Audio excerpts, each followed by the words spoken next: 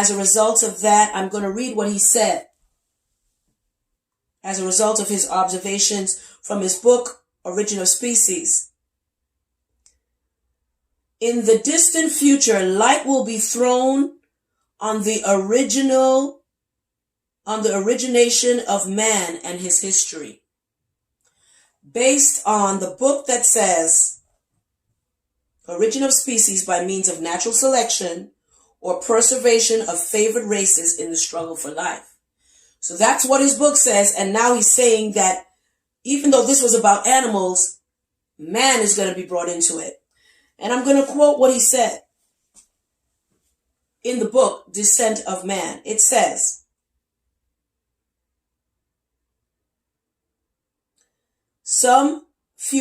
at some future, I'm really going to read the whole thing now.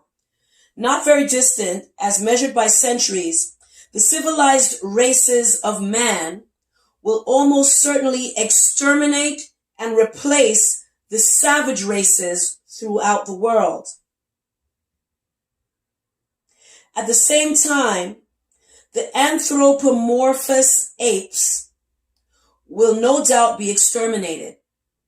The break between man and his nearest allies will then be wider, for it will intervene between man in a more civilized state, as we may hope.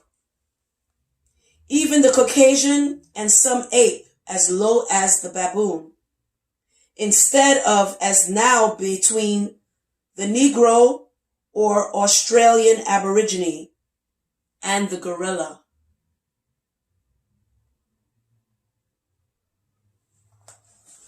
There were textbooks based on Darwinism saying that the races of man, at present time, there exist upon the earth 5 races.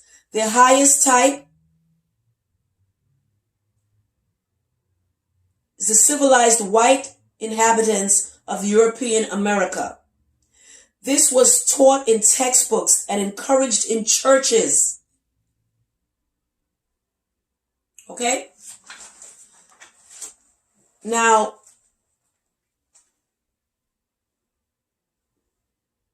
is there scientific evidence for this? Here we go. Let me just go further and just give you some more information. And I want you to understand this. Listen to this. The secular world knows that there are no races. The 6A writer, and I quote, "Evidence continues to collect that the term race is meaningless, used to point out differences in people that are not definitive." Okay? Yet still, you hear that quote? Listen to this. Yet still we are taught that there are main races: European, white, Mongoloid, which is Chinese and American Indians, Negroids, and African black.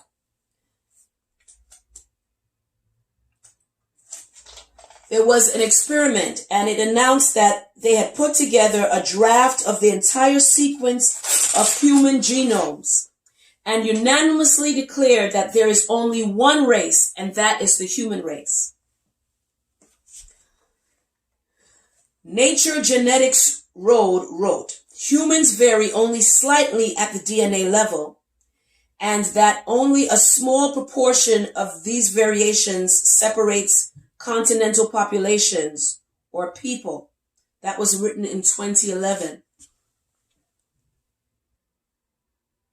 From the American biology teacher, it says, "Here is the biological problem with race. The genetic variations within each of the various ethnic groups of Homo sapiens is greater than that between the various ethnic groups."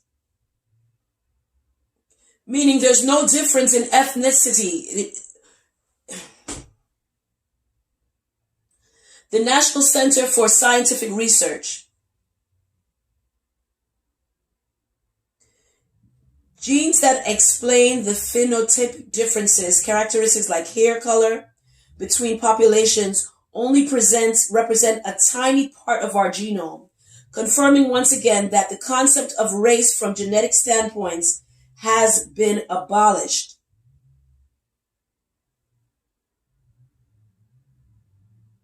Another quote from American biology teacher. All humans are one race, Homo sapiens. There is absolutely no genetic evolutionary justification for racial categories of humans. One last one. New York Times, 2000. The criteria that people use for race are based entirely on external features that we are programmed to recognize. Okay.